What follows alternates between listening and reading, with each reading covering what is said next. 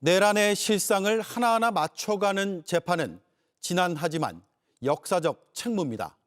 막대한 인원과 예산 그리고 행정력이 동원돼 그 진실을 밝히는 노력을 하고 있습니다.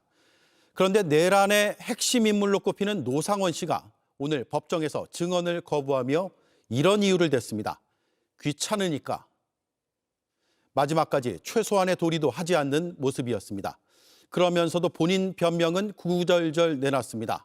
재판에선 계엄 모의 정황이 담긴 롯데리아 CCTV가 재생됐습니다. 박병영 기자입니다. 윤석열 전 대통령과 전직 정보사령관 노상원 씨가 내란 재판에서 처음으로 마주했습니다. 법정에 출석한 노 씨는 본인 집에서 압수된 메모, 휴대전화 카카오톡 캡처본에 대해서도 증언을 거부했습니다. 부정선거 의혹을 예비역 장성들에게 교육하려 했냐고 특검이 묻자 귀찮다는 이유로 답변을 거부했습니다. 귀찮으니까 증언 거부하겠습니다. 계속되는 증언 거부의 재판부는 본인이나 가족이 형사처벌받을 우려가 있을 때에만 증언 거부가 가능하다고 꼬집었습니다. 그런 노 씨는 자신의 혐의와 관련해 변명할 땐 적극 입을 열었습니다.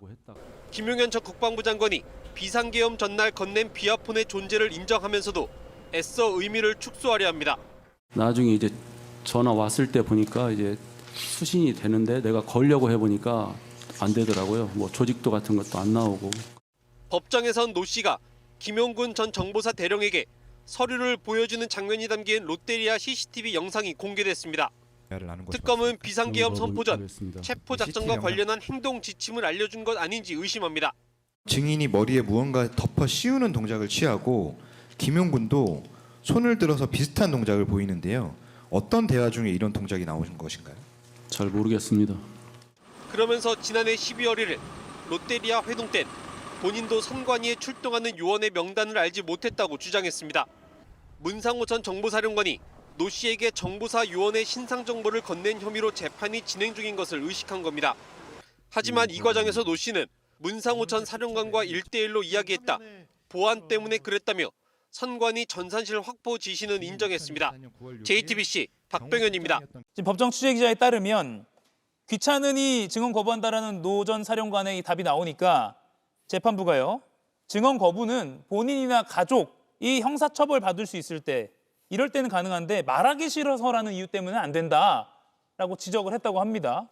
그러니까 노 전 사령관이 제 재판에 영향을 미칠 수 있어서 거부하는 거다. 이렇게 다시 좀 정정을 했다고 해요. 물론 지기현 재판장이 이 지적을 어떤 어조로 했는지는 아직 알 수 없습니다만 그간의 어떤 비판을 받았던 그런 사항들을 보면 단호하게 지적을 했을지는 영상을 봐야지 알 수 있을 것 같습니다. 다만 지기현 판사까지도 지적할 만한 그런 발언이었네요.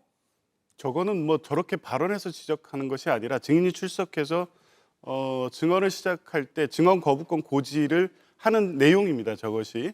그러니까 사전에 이미 저런 내용이 고지됐을 겁니다. 증언은 거부할 수 있고 본인이나 가족의 형사 피해 대상이 될 수 있을 경우에 증언하지 않으셔도 됩니다라는 거는 재판장이 증인에게 최초로 고지하는 내용입니다. 근데 귀찮아서 하지 않겠다라고 얘기했다고 하면 사실은 재판장으로서는 이 재판부에 대한 일종의 모욕적 발언으로 들을 수도 있는 것이거든요. 그러면 뭐 이제 자료 화면이 어떻게 나올지 모르겠습니다만 통상의 재판부는 엄중하게 꾸짖습니다. 그러니까 이건 사법부에 대한 재판에 대한 모욕이라고 볼 수도 있기 때문에 그랬어야 되는데 지금까지 공개된 지기현 이 부장판사의 어떤 재판 진행 태도를 보면 과연 그랬을까 싶고요. 노상원 씨도 알지 않겠습니까? 지기현 판사가 지금 내란 재판을 어떻게 진행하고 있는지를 이미 익히 들어서 알고 있기 때문에 본인이 아무렇게나 말해도 된다고 일단 생각하고 왔던 것 같습니다. 이제 저 지적을 받고 본인의 재판과 영향이 있다고 수정은 했지만 적어도 증언 거부권 행사 내지 오늘 재판에 출석해서 임하는 태도는 사법부에 대한 일말의 존중감도 없는 것으로 보여지고요. 과연 이제 계속 증언 거부권을 행사했다면 지기현 판사가 관여해서 뭐 어떤 다른 발언을 했는지는 모르겠습니다만 적어도 지금까지 다른 공개된 사례에서 볼 때 여전히 지기현 판사의 내란 재판의 이 엄중함에 대한 어떤 책임이나 그에 걸맞는 공판 지위는 없는 것 같아서 여전히 걱정이 많이 됩니다. 예. 네, 재판에선 차량 블랙박스 음성도 증거로 제시됐습니다. 계엄 전날 노상원 씨가 지인과 통화한 육성입니다. 녹취 속에서 자신이 부의, 즉 대통령을 돕는다고 말했습니다. 비선으로 여러 가지 돕고 있다. 사주나 보고 편하게 살려고 했는데 안 놔준다는 말도 했습니다. 여도영 기자입니다. 내란 모의를 주도한 역술인 노상원 씨는 12.3 비상계엄 하루 전 지인과 통화해서 자신의 근황에 대해 대화를 나눴습니다. 윤석열 전 대통령 내란 재판에서 당시 통화가 담긴 자동차 블랙박스 파일이 증거로 제시됐습니다. 하지만 윤 전 대통령 측이 음성 공개에 반대해 특검 측이 그 내용을 간접 설명하는 방식으로 노상원 씨에 대한 증인 신문이 진행됐습니다.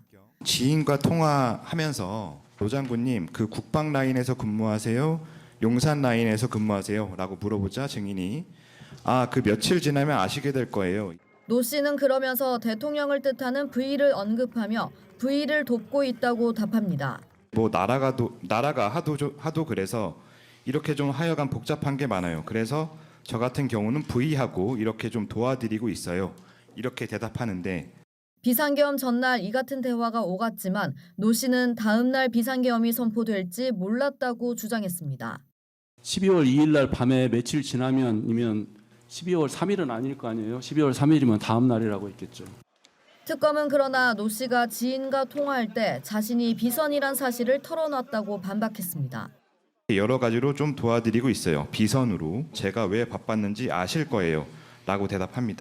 지인이 사실상 정식 라인이 아니냐고 묻자 부인하지 않았습니다. 자유롭게 그냥 사주나 보고 이렇게 해서 돈 벌고 그냥 편하게 살랜다 그랬는데 그걸 잘 안 놔줘요. 그래서 제가 힘들어요 지금. 라고 대답하는데 특검은 노 씨가 작성했던 수첩과 이 같은 통화 내용 등을 토대로 민간인이자 역술인인 노 씨가 계엄을 사전에 알았고 사전 준비 작업에 깊숙이 개입한 것으로 판단하고 있습니다. JTBC 여도현입니다.